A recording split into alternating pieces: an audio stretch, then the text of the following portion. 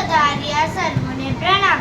શાસન શણગાર જીવ દયાના પાલક 18,000 શિલાંગ રત્નાના ધારક ને આપતું સૌના ઉપકારી ગુરુ ભગવંતોને વંદના વંદના વંદના.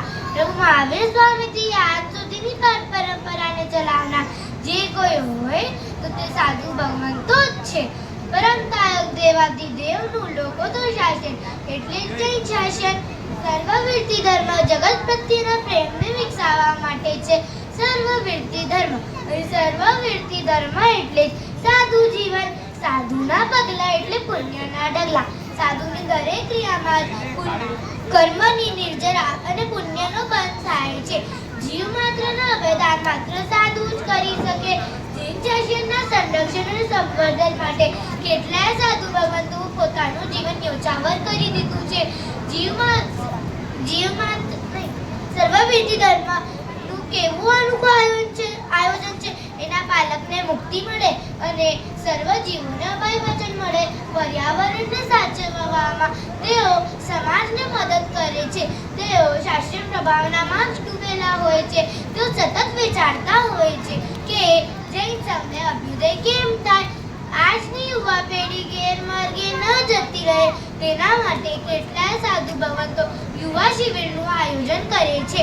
કેટલાય સાધુ ભગવંતો મૌન ધ્યાન શિબિર પણ રાખે છે. ભવિષ્યને ધ્યાનમાં રાખીને હજી શું સારું કરી શકે તેના માટે વિઝન જૈન શાસનની શિબિર પણ છે.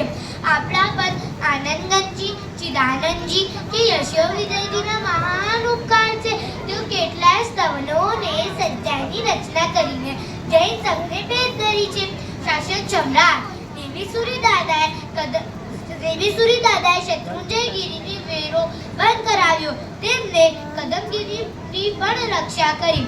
પૂજ્ય ચંદ્રશેખર મહારાજ સાહેબ બાળકોને વ્યવહારિક શિક્ષણ સાથે ધાર્મિક શિક્ષણ પણ મળે એવા પ્રયત્ન કર્યા. તેના માટે નવસારી તેમજ અમદાવાદમાં તપોવન સંસ્થા ચાલુ કરી.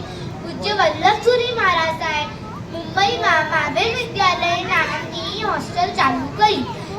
આચાર્ય ભગવાન રત્નસુંદરસુરી મહારાજ સાહેબ 500 પુસ્તકો લખ્યા. આ રીતે સાધુ ભગવંતો શુદ્ધ જ્ઞાનની રક્ષા માટે પણ પ્રયત્ન કરે છે. તેઓ આપણને સુપાત્ર દાનની લાભ આપીને પુણ્ય કમાવવાની તક આપે છે. તેઓ જૈન શાસનના કરેલા ઉપકારનો બદલો વાળી શકાય તેમ નથી. આપણે જન્મ્યા ભળે હોસ્પિટલમાં, જીવ્યા ભળે સંસારમાં, પણ મૃત્યુ તો સાધુ વેશમાં જ આવી સદા ભાવના પામવી જોઈએ. જેના આજ્ઞા વિરુદ્ધ કાંઈ બોલાય તો મિચ્છામી.